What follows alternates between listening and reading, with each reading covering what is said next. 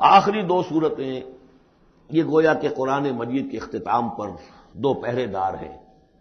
یہ دو صورتیں ہیں کہ جو اصل میں مدنی صورتیں ہیں، نازل ہوئی ہیں مدینہ منورہ میں، اور ان کا زمان نزول کے اعتبار سے شان نزول بھی ہے کہ ان کا حضور پر ایک مرتبہ جادو کیا گیا تھا، تو اس جادو کے اثرات کو ظاہر کرنے کے لیے یہ آیات پھر اتری ہیں، اور حضور نے پھر جب ان کی بار بار تلاوت کی ہے تو وہ جادو کے اثرات، ایک یہودی نے کیا تھا جادو آپ پر، جس سے آپ کو چیزیں بھول جاتے تھے، کافی آپ کو دیر کو تکلیف رہی ہے۔ صحیح بخاری کے اندر یہ روایت موجود ہے۔ ہمارے جدید کچھ نیشنلسٹ ہیں اور جو خاص طور پر منکرین حدیث ہیں، وہ سمجھتے ہیں کہ اس میں تو توہین ہے رسول کی کہ جادو کا اثر ہو سکتا ہے۔ رسول بھی اس اعتبار سے بشر ہوتے تھے، تلوار کا اگر کاری زخم پڑا ہے تو خون نکلا، اور خون نکل گیا تو زوفتاری ہوا ہے، زوفتاری ہوا تو بے ہوشی بھی ہوئی ہے۔ یعنی یہ جسم جو ہے ان کا، اس کے اعتبار سے جو بھی بخار آپ کو چڑھا ہے، بخار میں تکلیف ہوئی ہے، عالم نزع میں نہایت شدید تکلیف ہوئی ہے، تو اس حوالے سے یہ نہ سمجھیے کہ وہ بشریت کے جو لوازم ہیں وہ ختم ہو جاتے ہیں، لیکن اللہ تعالیٰ کی طرف سے انہیں ایک مقام ملا ہے، ایک عصمت ملی ہے، ایک بزرگی ہے، وہ اپنی جگہ پر ہے۔ تو جادو کا وہ واقعہ بالکل صحیح ہے جو ہوا ہے،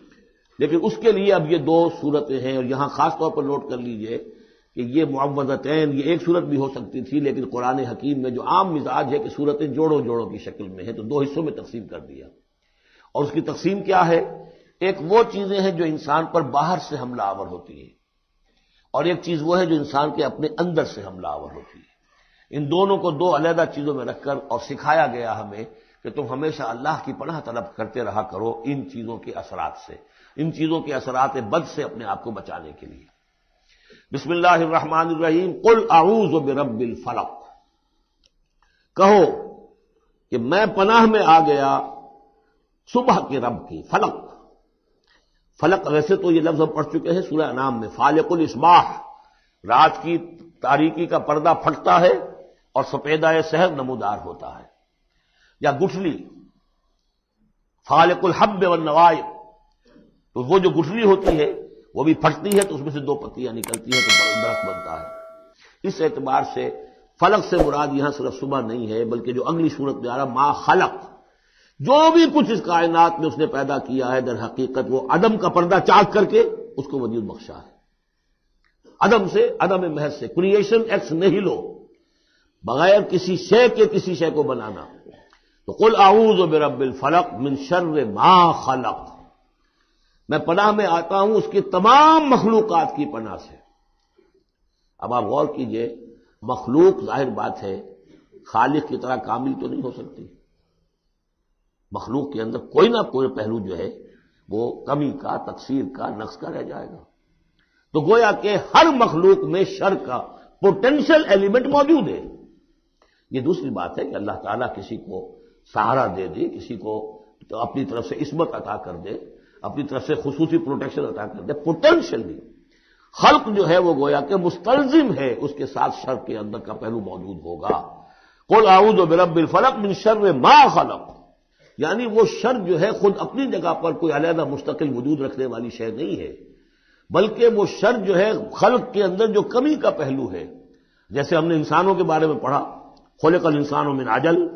انسان کی سرشت میں جلد بازی ہے۔ خلق الانسان ضعیفا،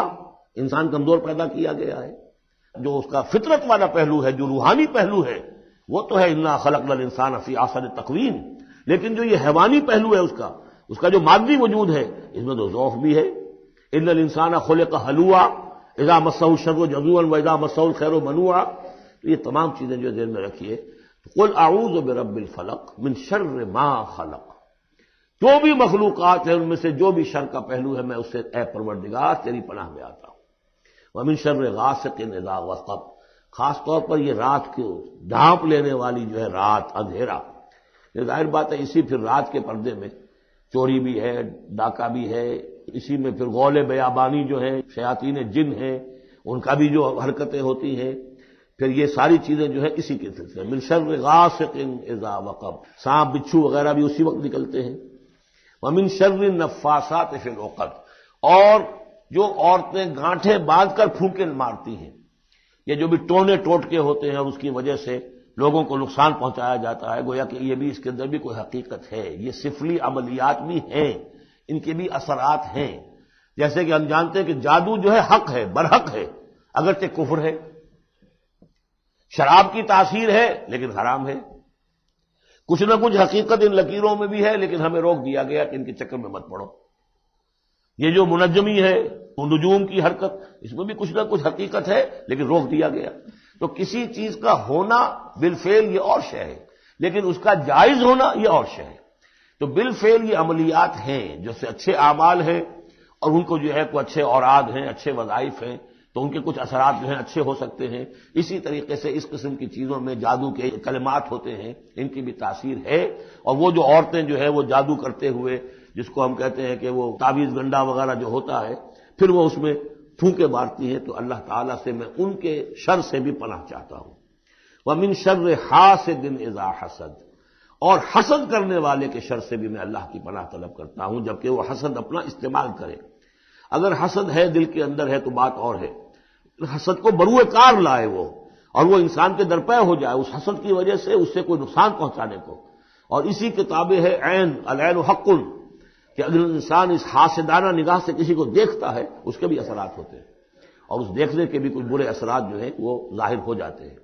تو یہ تمام چیزیں اپنی جگہ پر ہیں، لیکن ان سے پناہ کرنے کے لیے آپ لمبے چوڑے کوئی اور شکلوں میں نہ پڑیں۔ یہی معوذتین اللہ نے جو محمد رسول اللہ کو تلقین فرمائے، سارا دار و مدار ان پر ہونا چاہیے۔